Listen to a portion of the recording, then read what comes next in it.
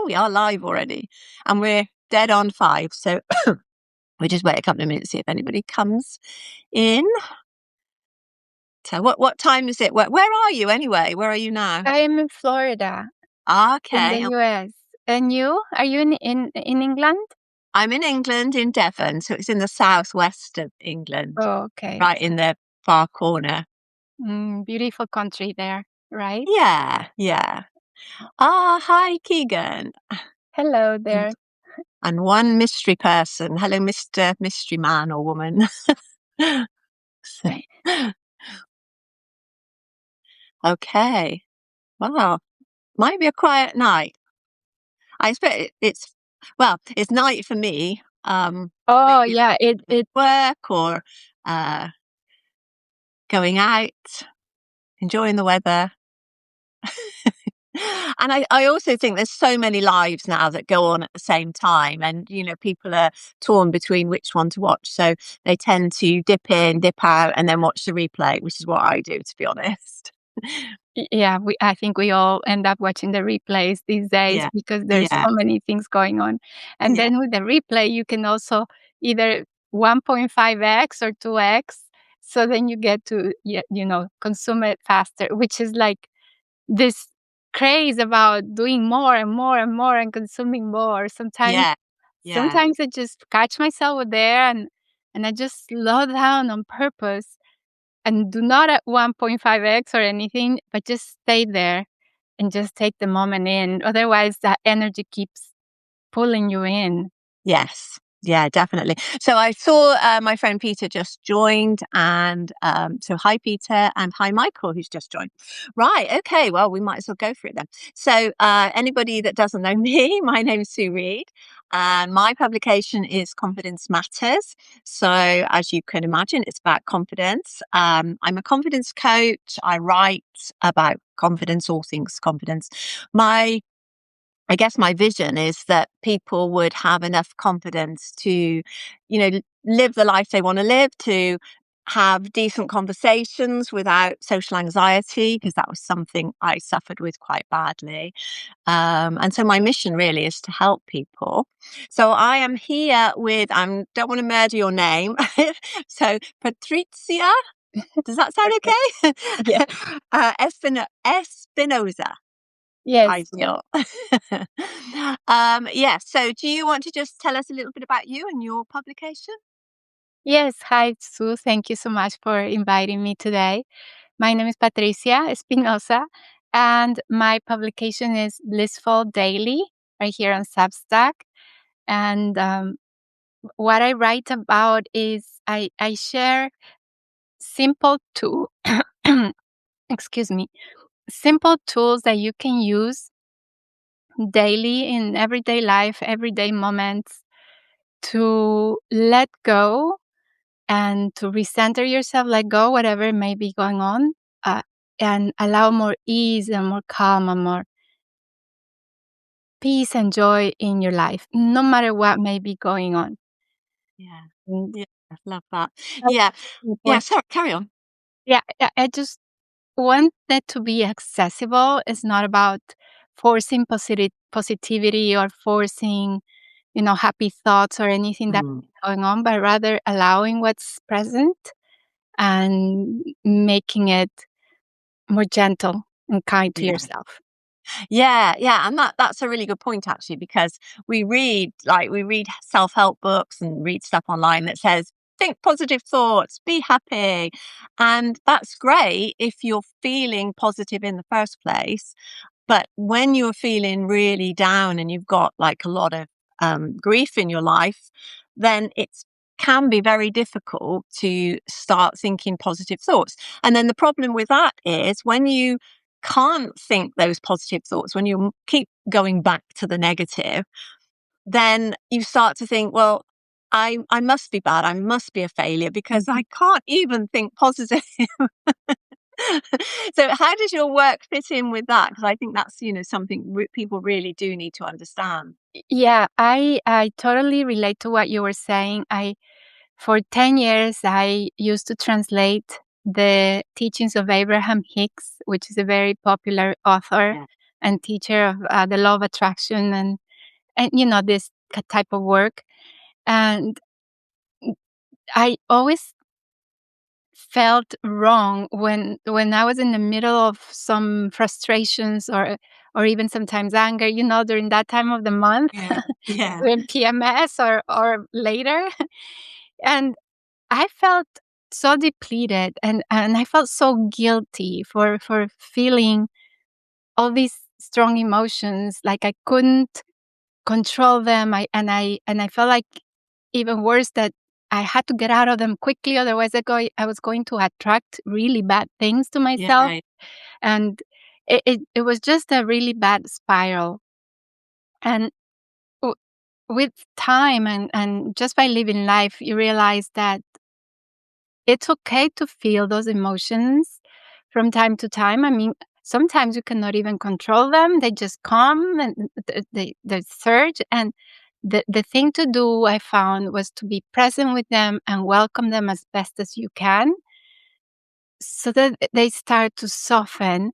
And when they soften, you can just really let them go consciously you can choose to let go. And the more you do that, the more I was able to just stay in this sort of state of equanimity. It was much easier for me to to control how I wanted to feel. And paradoxically, I didn't get all those bursts of frustration or anger from time to time as Mm. I used to. Yeah. And I don't have those anymore. The more I practice letting go by welcoming what's present, the more I just don't have those huge up and downs Mm. anymore, and I can feel like really at ease with what's happening. Of course, we have emotions all the time. We're human beings, and that's part of our experience. But it doesn't have to be a a dramatic experience or even a suffering experience anymore. To some extent, at least. I mean, I'm not saying that it's all rosy for me either, but it really is more easeful. And as I say, it's more blissful. At least that's the idea. Yeah. And that's what I want to be able to embody more in a more regular basis. Yeah, yeah, because I mean, we it's like waves, isn't it? We ride the waves. Sometimes we're really high and sometimes we come back down again. And, it balances out overall, unless we really do have some sort of trauma going on. Our bad times will go and then we'll go back up again. But what we tend to do is, because with an emotion, it's just energy in motion. It just wants to move on. It's just going to move through you. So you're going to feel it and then it's going to go. But what we do is we attach our story to it. So Mhm. I'm feeling this because this happened and you did this to me and this has gone wrong and it always happens to me. And we start doing this and then this loops around in our brain. And, hey presto, we've created this whole story about why we're feeling miserable instead of just, like you said, just letting it go, just going and get a nice hot drink, a cup of tea, or going for a walk and thinking, okay, I'm feeling this at the moment, but it's just a moment in time. It will pass. I'm angry because somebody upset me, but that's fine. That's their problem, not mine. I'm just going to move past it. Exactly. And I think that the key distinction for me, at least in my practice, has been to acknowledge that the emotion is here, is present.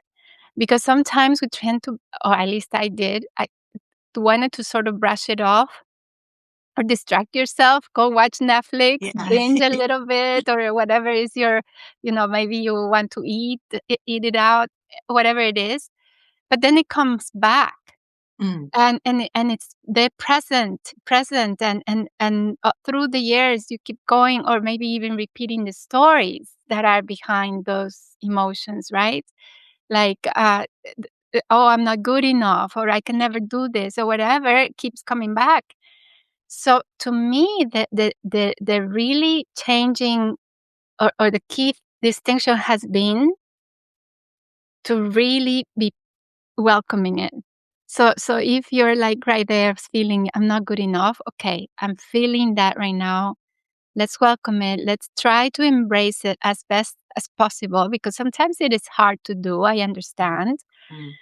But if you at least do a tiny little bit of embracing it, then for some reason, and I think because it's energy, we're all, feeling these emotions are energy.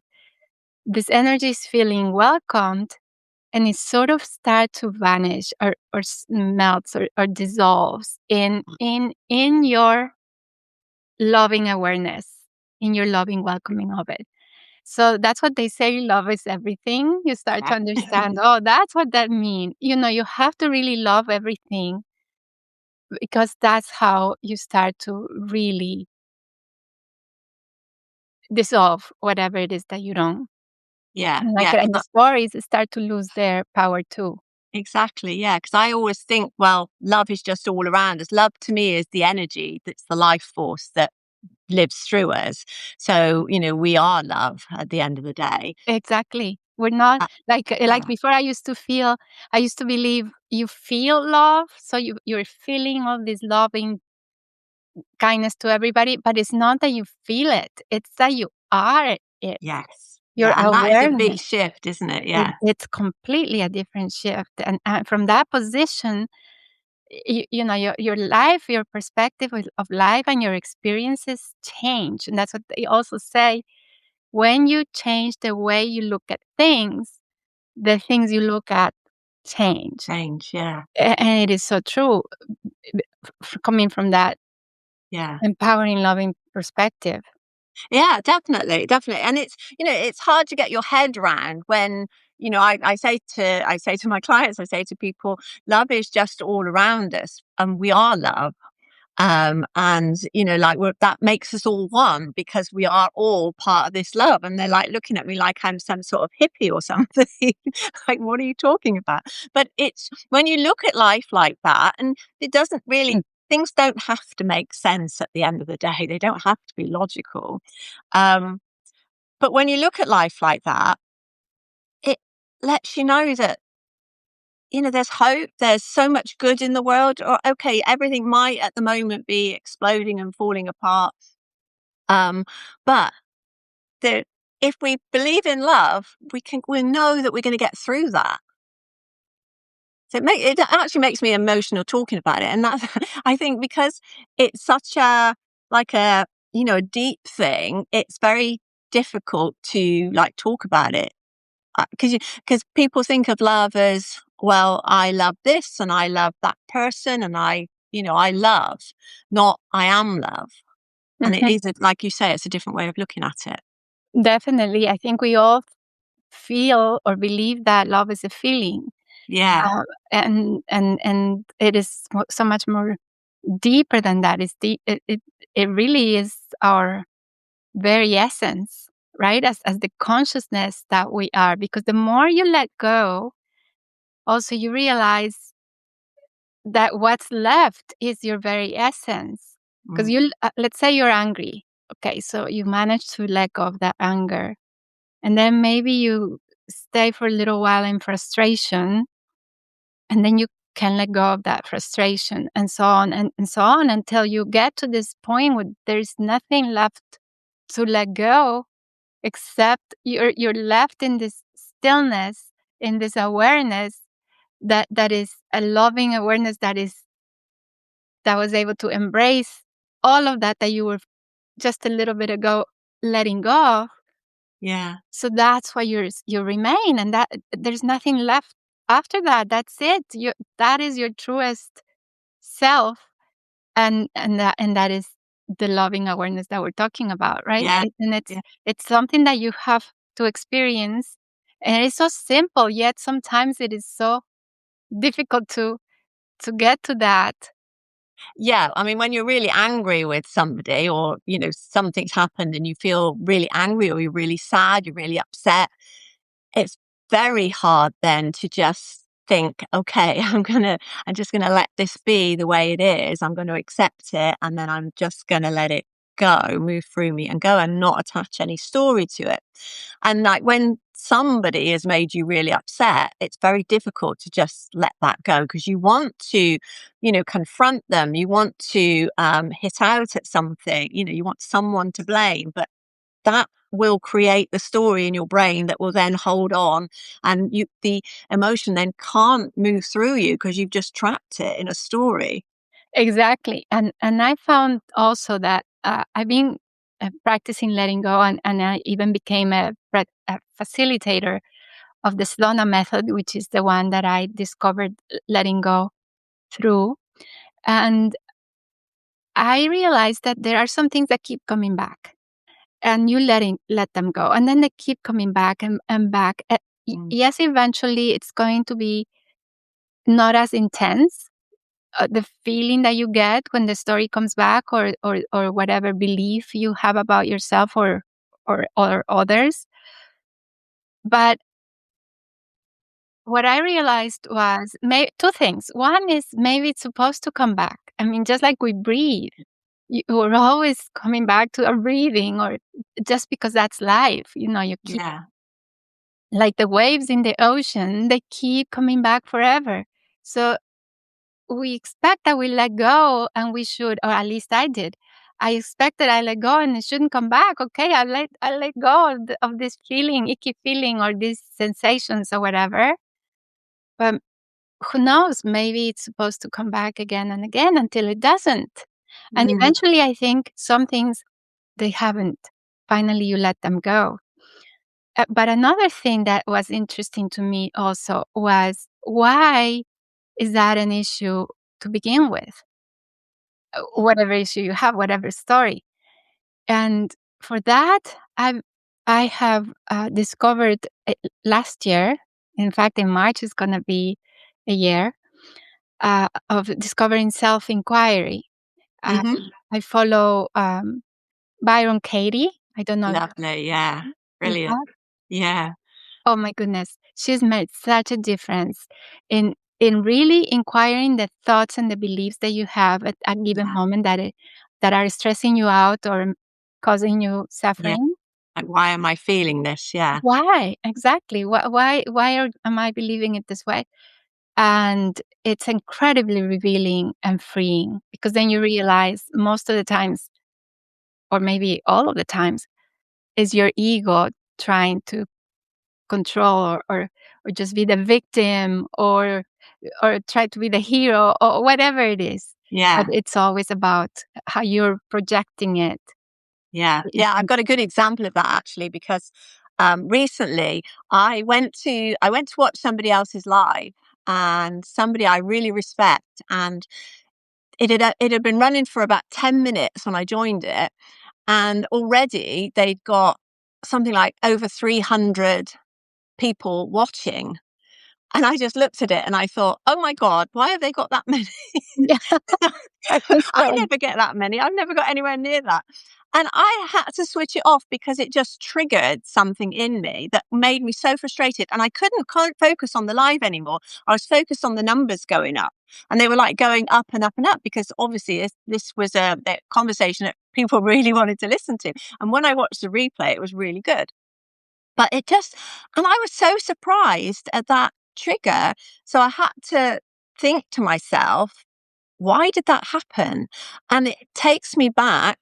This is what I've realized. It takes me back to my father always saying that, you've got to be the best. You've got to be, Mm, you can't be second place because that's the first loser. And he meant it to be motivational. He did it to all his children, all four of us, but he wanted it to be motivational. But for me, because I always compared myself to my sister, so that's comparison coming in, mm, um, I always felt that she was the clever one and I wasn't. So mm, therefore, I'm not good enough. I'm not clever enough. And that actually has driven me. I wrote about this week. It's driven me throughout my career, but it made me successful. So on the one hand, my father did his job because it did motivate me to strive to be the best and have a really successful career. But it has also made me compare myself a Mm. lot to other people and think that's where I should be. But I realize that now, and instead of beating myself up about it and, like never speaking to this creator again because they had more people, which a few years ago, that's exactly what I would have done. I would have shut them out and they wouldn't have known why. Oh, wow. Yeah. Because you've had more people watch your live than me, which is ridiculous when you look at it in the cold light of day. But when it's looping around in your brain, and this is why I like journaling, because when you journal, you tip it out of your brain and put it on paper, and then you can look at it and you can really discover why you were thinking that. But yeah, it was like, and it surprised me because I thought I'd let that go. But like you said, things do come back, and it's Yeah. not quite finished with me yet. I've still got to get over that. Yeah, and I think that's true. You're not quite finished. Maybe there's something else underneath it. That's why it's keeps coming back. Maybe Mhm. my experience has been like that so far. But like you said, sometimes it is such a ridiculous story that when you look at it with cold or open eyes, you see, oh wow, that was so silly. Yeah, it was ruining you. It was controlling you, and you didn't even know it before. So Yeah, until you start to say, well, is this true? I mean, is it really true that this person is better than me because I have 300 viewers or whatever? Uh, then then you start to really go deeper and see what is really behind this triggering, and and you can just free yourself from it. Really, it comes down to it's just freeing yourself from those stories. That's I think maybe that's the whole idea. That's the whole entire purpose is for us to just start to carve ourselves as our own Michelangelo, chipping away all those stories away, away, away, because it's just really about what you want to build yeah, or construct yourself or create yourself yeah, into yeah. the world in the end. Yeah. Yeah, and I think that the self-inquiry, the self-reflection is so important because that enables you to see those triggers and those moments when you start to crumble a little bit. Oh, definitely. It really helps you, and it's an ongoing exercise. I don't think it's ever a point in which you say, "Okay, I'm done." I think we're always getting attached to things. We're always interpreting things, and inevitably, we do so through our own filters and through our own lens that Mhm. has been shaped ever since we were little kids. And you're right, like you said, you told your story about your father wanting to motivate you, yet somehow you internalized it as you're not being good enough. And it Yeah. happens to all of us. It happened to me. I also remember one day I was probably 4 years old, and my parents were taking a nap in the afternoon, and I came, really a small little child that I was, and I went next to my father. I laid down, and he turned himself, and so all I could see was his back, and there was this Uh, huge back thing here, and I was like, "Oh my god, he doesn't want me because he's oh, giving me his back." It was just this really silly thing. Now you can yeah. see it, but I don't think it was. I mean, it really shaped me. Not it didn't shape me in a bad way, but it was always there, Yeah. present in the back of my mind. I realize that now. Well, not now, but a Yeah. Yeah. years ago.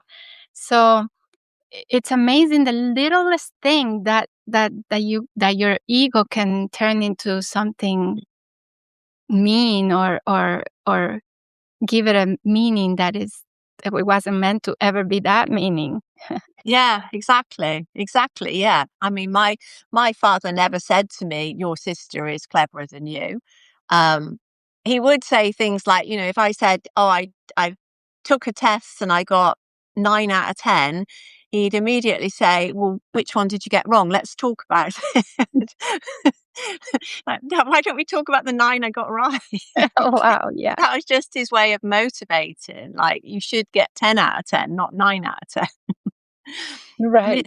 it does sound cruel now. And probably if he looked back on it, he'd say, yeah, maybe that wasn't the right way because he was very young when him and my mum got married.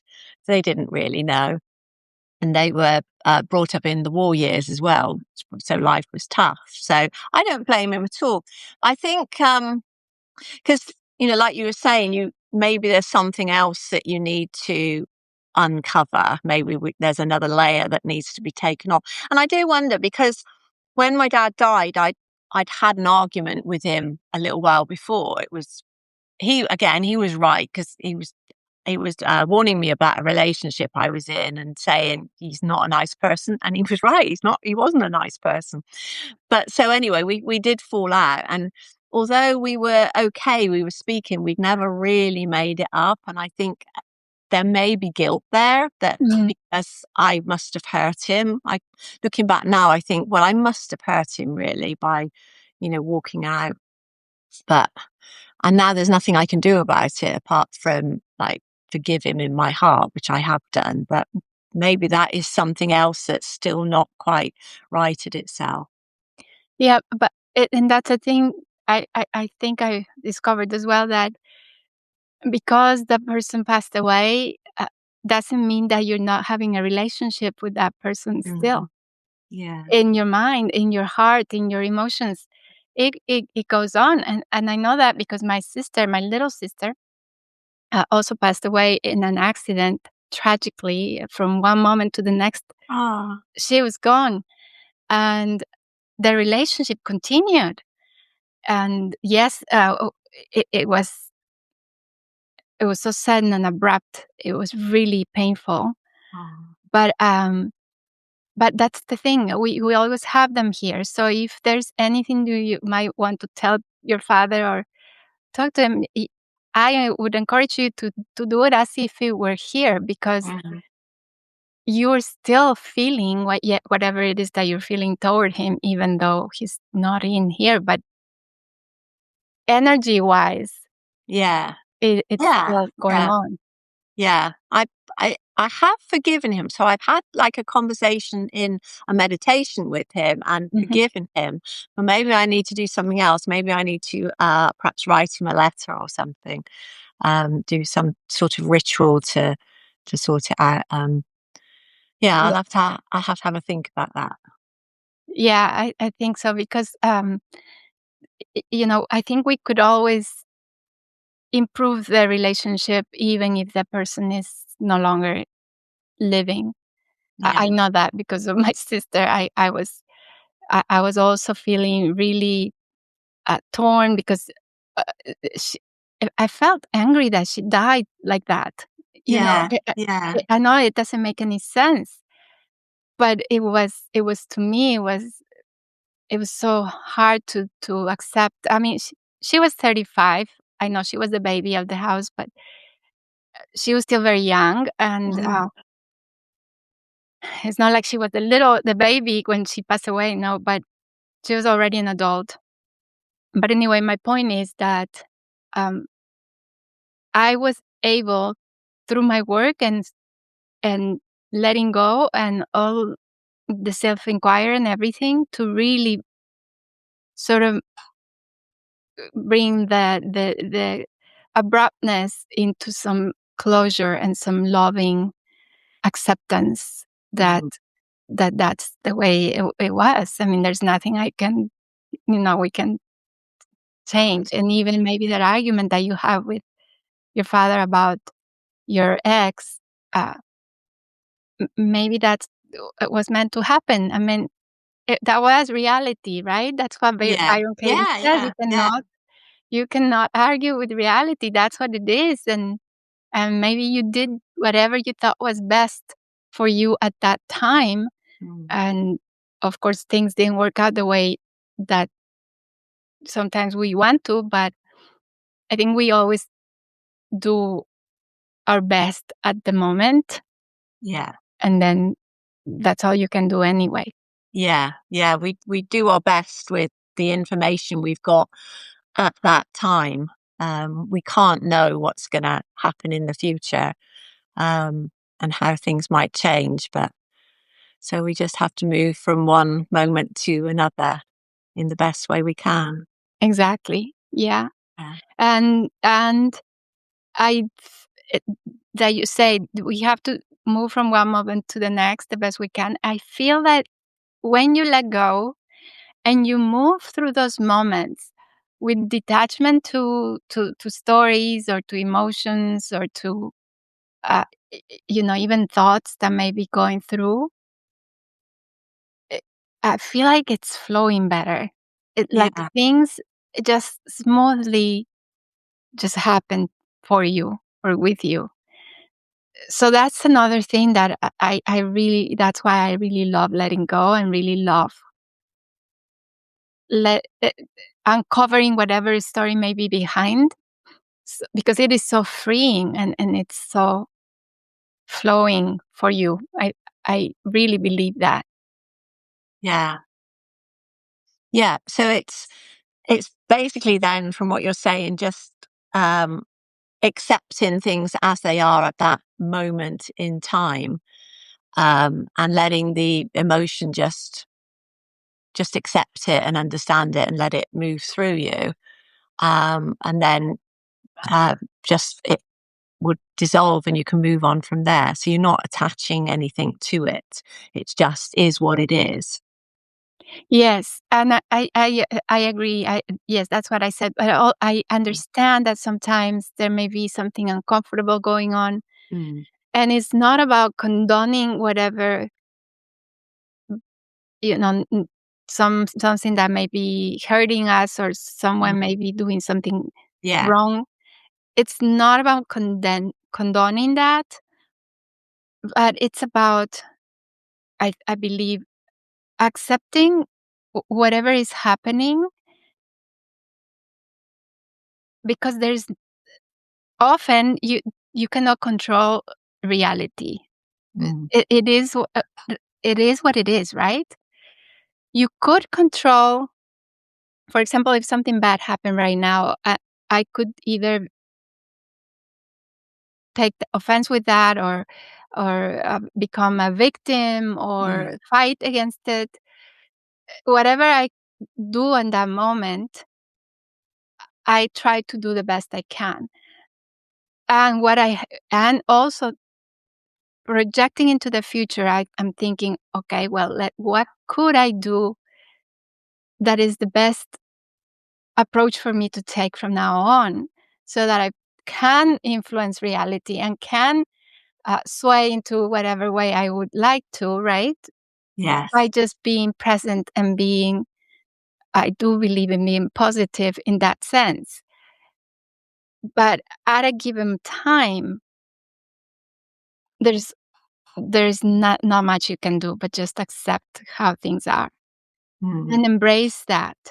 And then from that point of embracing and empowerment, then you can shape them into something that is more favorable if that's what you wanted.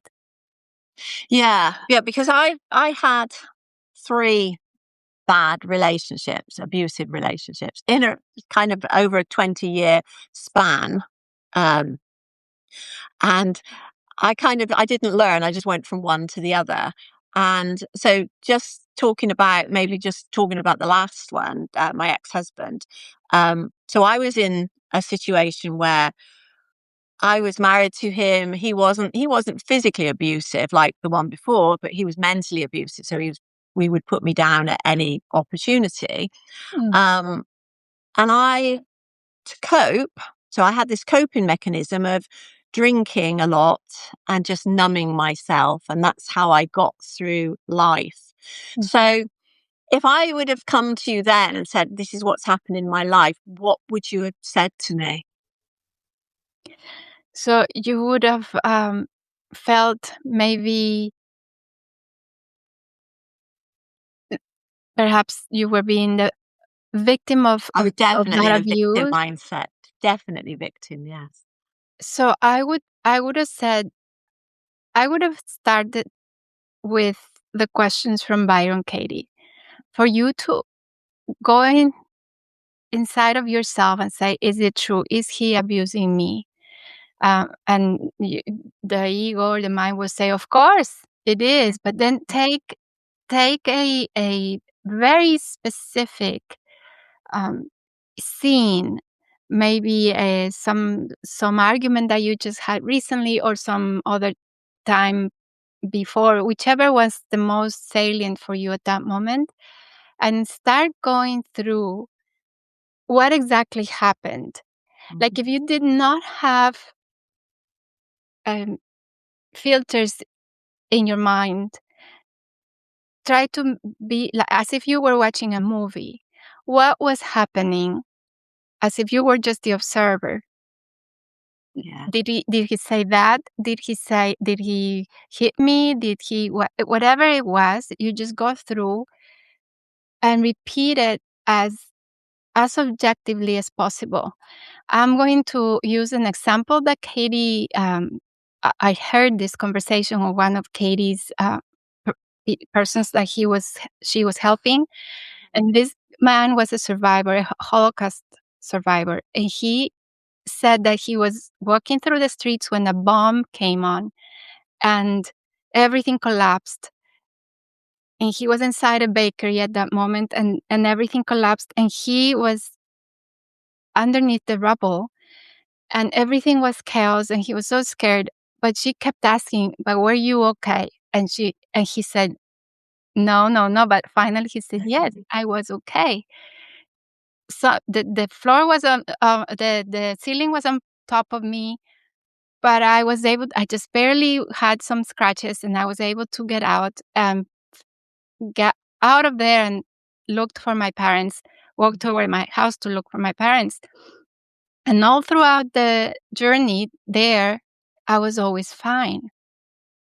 And she kept asking what was there, not what was he thinking or believing, but actually what was there. And he was able to open up to this incredible realization that he was fine despite the chaos.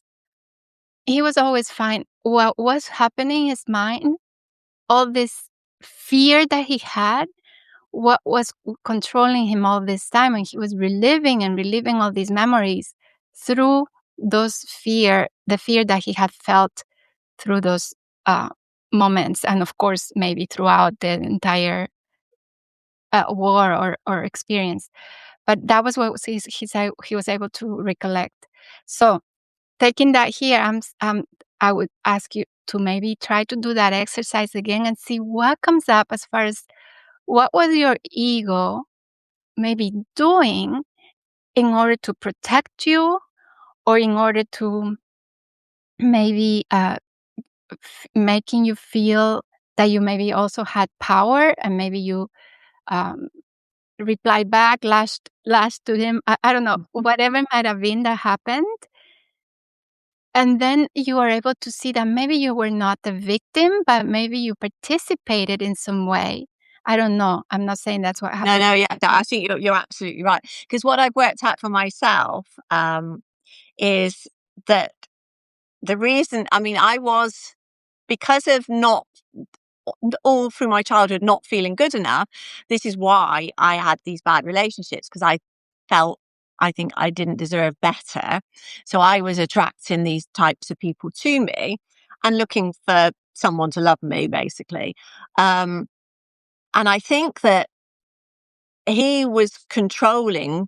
This is my last ex. So he was controlling because he didn't have very high self-esteem. So he was down here and he found me down here. And every time I started to feel better, he had to bring me down again to his level. And that's what was happening. And he wouldn't have been doing that if I hadn't have been getting stronger. So that's the good part of it, that I was finding my strength and finding my confidence, but he had to knock me back down again, verbally, not physically. And so looking back now, I was always a stronger person than he was, but I was letting that happen to me rather than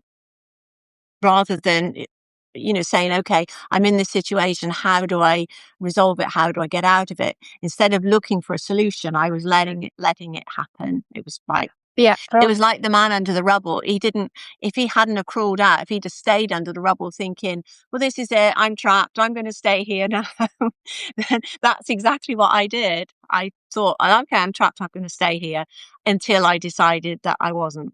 Yeah, and maybe your ego mind said, uh, felt that you would be safer that way, even if it's uncomfortable. Taking that abuse is obviously not good for you, but maybe it was familiar and it was something that you knew better, and it's sometimes even if it's painful, we stay in the pain because it's familiar and it's scary to venture into the unknown Yeah, and to try to whatever might be there. It's your mind just fears that.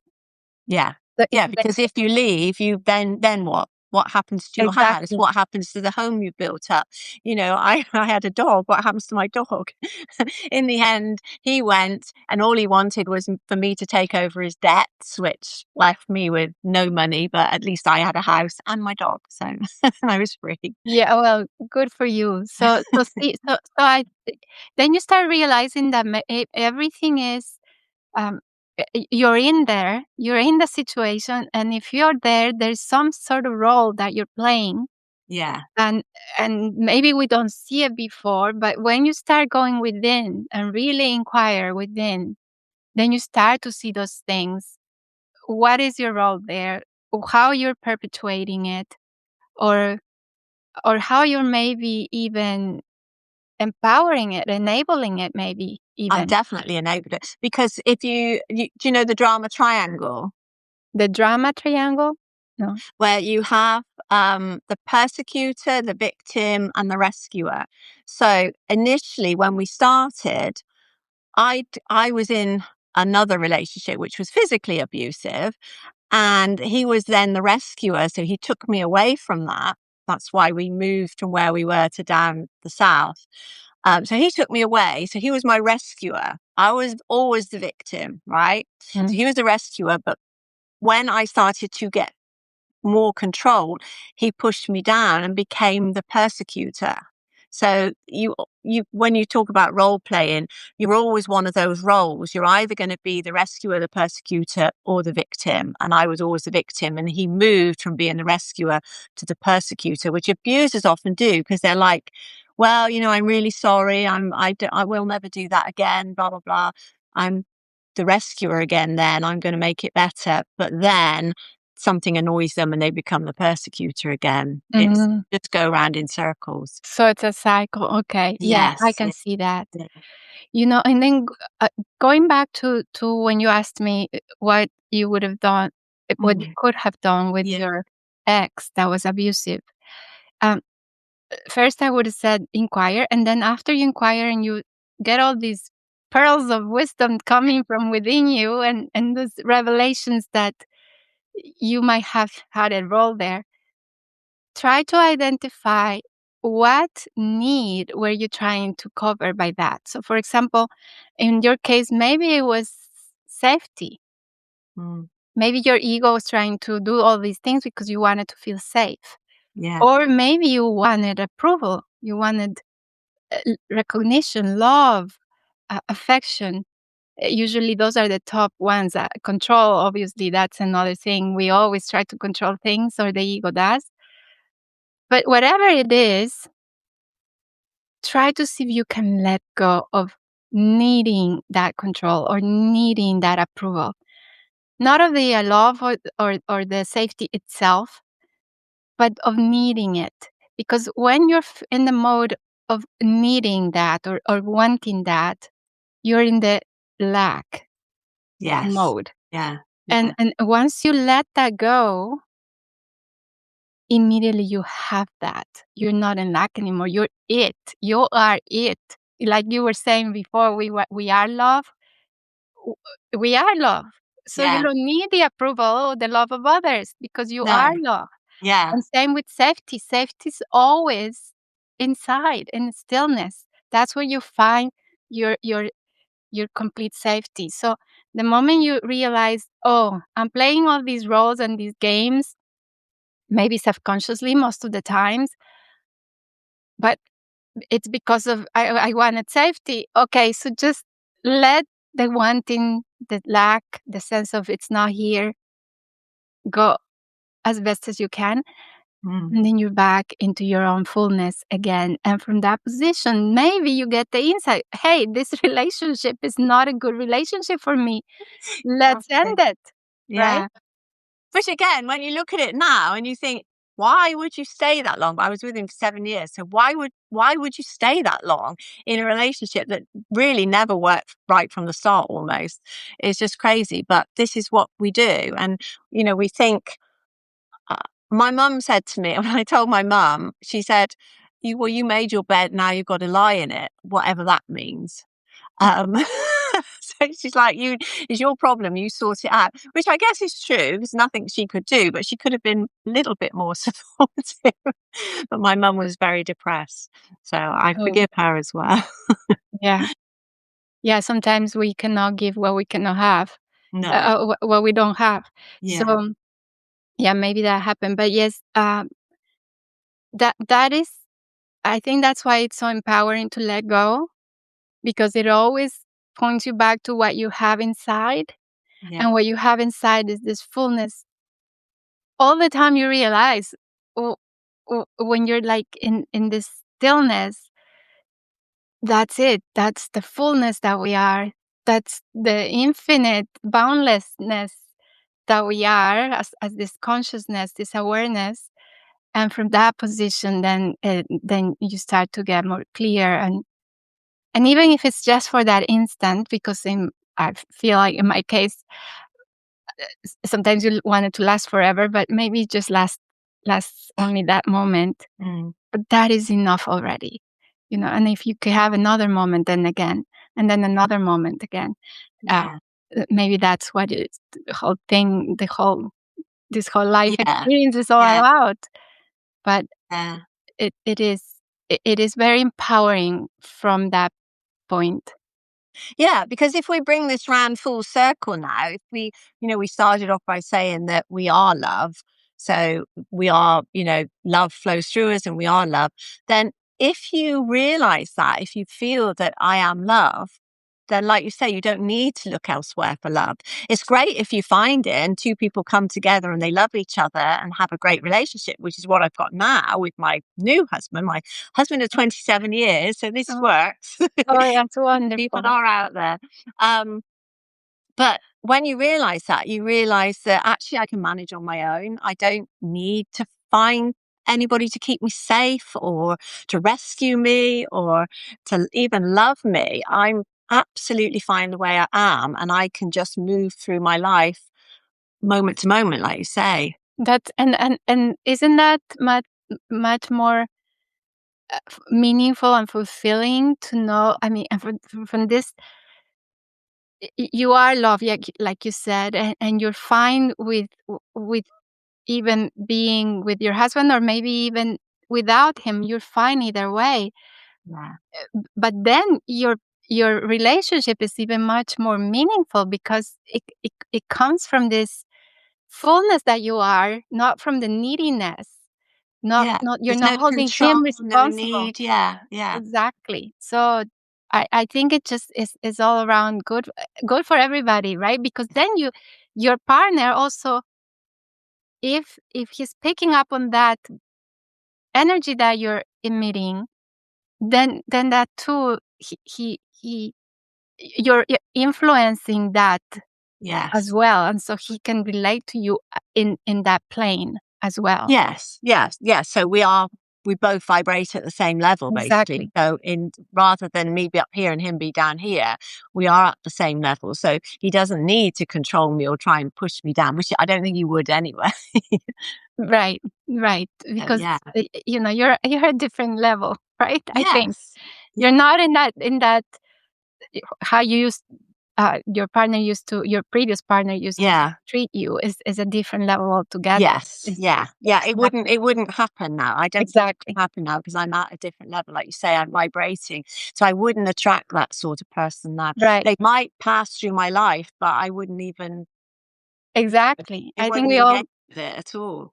we've gone through all of those Yeah. experiences. I think myself too. I have Yeah. also had that, and maybe that's just to teach us how Yeah. we want to really have a relationship that is fulfilling and respectful and meaningful and Yes. loving, of Yeah. course. Yeah. I think it was something I don't regret anything because I think that was something I had to go through to get to be the person I am today. So, Exactly. Yeah, yeah. that's the way to look at it because I think we've all gone through experiences in life, and in the end, they're all part of us now, and they all have contributed to what we are now. So it has Yeah. to be that way. Yeah, I hope. definitely. Yeah, no, definitely. So yeah, I've absolutely loved talking to you. Me It's been too. really, really brilliant. We'll have to do this again. So Oh, I would love to. It has been a pleasure to speak to you, Sue. Thank you so much for inviting me. I've yeah, loved talking, thank and you very thank much. you the guests here that our watchers. There's Yeah, yeah, Peter Muherji. I'm sorry, I Mukherjee, butchered your last name. Says hi. Mukherjee. Thank you. Hi, Peter. And I saw Philip appeared, Philip Hofmacher Oh from yeah, Philip. Right I Book am Sale. in I don't know whether he's still here. Oh, thank you, Peter. Oh, thank you, Peter. Yes. Philip is from Right Right Build Bill Scale. Scale, right? I Yeah. won he's a fan of soccer, so he has jerseys Yeah. in Yeah. his wall, very Yes. famous players' jerseys, and I thought they were posters. So I told him, "Oh, you have posters," and he was like offended. I think that I No, he's confused got with the jersey. signed by themselves jerseys, Yeah, he's signed by the proud. stars. Bless. Okay, well, yeah, so thank you everybody for being here, and thank you if anybody watches the replay as well, which I'm sure people will. It's been great, and we'll have to do this again. I would love to. So thank you again, and have a wonderful weekend. And you, take care. Take care. Bye bye. Thank you. Bye, Bye. Bye, everybody. Thank you for everybody. being here.